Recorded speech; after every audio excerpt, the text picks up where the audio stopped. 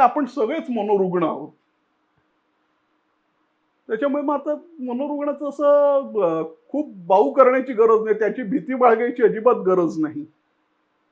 आणि भीती वाटणं हा एक खूप स्वाभाविक प्रकार आहे.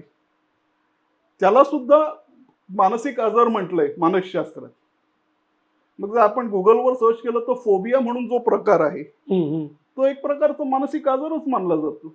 आपण रस्त्यावरनं चालताना समोरून जर कुत्रा आला आणि भॉ करून भुंकला तर भीती वाटतेच आपल्याला. म्हणजे कोणाला कुत्र्याचा फोबिया आहे, कुणाला कुत्र्याचा फोबिया, त्याला ॲनिमल फोबिया म्हणतात. कुणाला पाण्याचा फोबिया असतो, त्याला हायड्रोफोबिया म्हटलंय. बंद जागेचा एक फोबिया आहे.